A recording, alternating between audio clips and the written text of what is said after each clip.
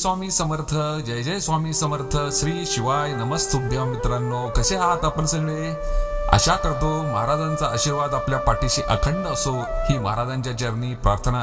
श्री स्वामी समर्थ. मित्रांनो, मागच्या व्हिडिओमध्ये आपण महाराजांच्या प्रकट दिनाबद्दलची सविस्तर माहिती आपण जाणून घेतली आहे. आजच्या व्हिडिओमध्ये आपण महाराज अक्कलकोटास कधी आले, कसे आले, अक्कलकोटमध्ये कसा प्रवेश केला याबद्दल जाणून घेणार आहोत. चला तर मग जाणून घेऊया महाराजांचा अक्कलकोट प्रवेश. मित्रांनो, इसवी सन 1856च्या सुमारास महाराज अक्कलकोटास आले.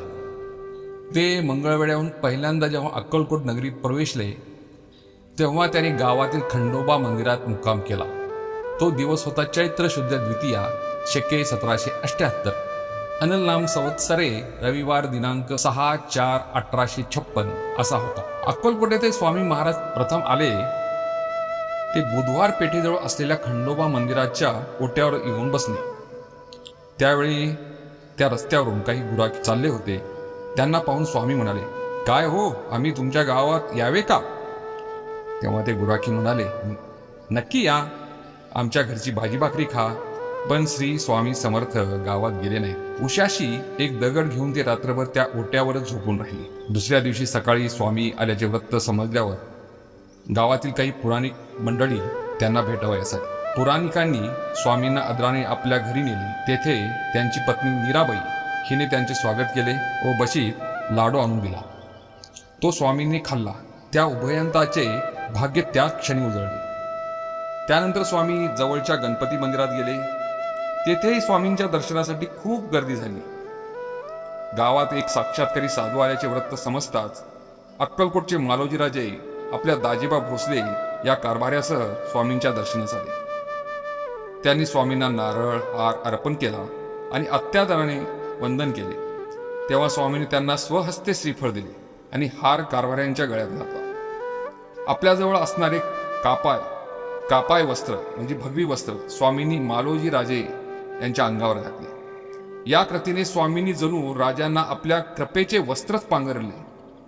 अशा प्रकारे स्वामींच्या कृपा प्रसादाने मालोजी राजे आणि दाजीबा भोसले धन्य झाले. त्यानंतर श्री स्वामी तिथून निघून नगर वेशीवर असलेल्या एका ओट्यावर जाऊन बसले. ते 3 दिवस काही न खाता बसून होते. चौथ्या दिवशी अहमद अली नावाच्या रिसालदाराने त्यांच्याकडे पाहिलं. त्याला स्वामीची चेष्टा करण्याची लहर आली. त्याने स्वामींना म्हटलं, क्यों बाबाजी, हुक्का पिते हो? श्री स्वामी म्हणाले, हा जरूर, क्यों नाही. तेव्हा त्याने अग्नी न घालता एक चिलीम स्वामींना दिली. स्वामी पुढे काय करता हे त्याला पाहावयाचे होते. त्याचे कपट स्वामींच्या लक्षात आले, पण ते काहीही बोलले नाही. त्यांनी चिलीम ओढली तर त्यातून धूर बाहेर पडू लागला. हे पाहून रिसालदार घाबरला. हे कोणीतरी सत्पुरुष आहेत, आपण उगीच त्यांची परीक्षा घेतली या विचाराने तो त्यांना शरण गेला. पटकन त्याने स्वामींचे पाय धरले आणि स्वामींची क्षमा मागितली. त्याच्या मनात स्वामीबद्दल भक्तिभाव निर्माण झाला. अशा रीतीने महाराजांचा अक्कलकोट येथे प्रवेश झाला. या 22 वर्षाच्या काळामध्ये महाराजांनी सर्वसामान्य भाविक भक्तांना फार आपलेसे केलं. सर्व जातीपातीचे, बहुजन समाजाचे आणि धर्माचे लोक त्यांच्या भोवती गोळा झाले. त्यांचे बाह्य आचरण काही वेळा बालक भावाचे तर काही वेळा अतिशय रुद्रासे होते. त्याने अनेकांचा अहंकार दूर केला, अनेकांना सन्मार्गाला लावले. ज्याचा जसा अधिकार त्याप्रमाणे त्याच्यावर कृपा केली. निर्भीडता, स्पष्ट वक्तेपणा आणि आत्मीयता यामुळे लाखो भक्तांना त्यांनी आपलेसे केले. त्यांच्या कार्यकाळात देशात इंग्रजांचा अमाप होता. इंग्रज शासनाच्या वरवंट्यामध्ये जनता भरडत होती. तिचा आत्मसन्मान त्यांनी जागृत केला. त्यांच्या भक्तामध्ये हिंदूप्रमाणेच मुसलमान, ख्रिश्चन इत्यादी धर्माचे लोकही सामील होते. त्यांच्या भोवती मोठा शिष्य परिवार तयार झाला होता. प्रत्येक शिष्याला त्यांनी त्यांच्या क्षमतेनुसार कार्य दिले आणि परंपरेची पताका दिली. श्री स्वामी समर्थांच्या विविध शिष्याद्वारे श्री स्वामी समर्थ परंपरेचा विस्तार फार मोठ्या प्रमाणावर झालेला आहे.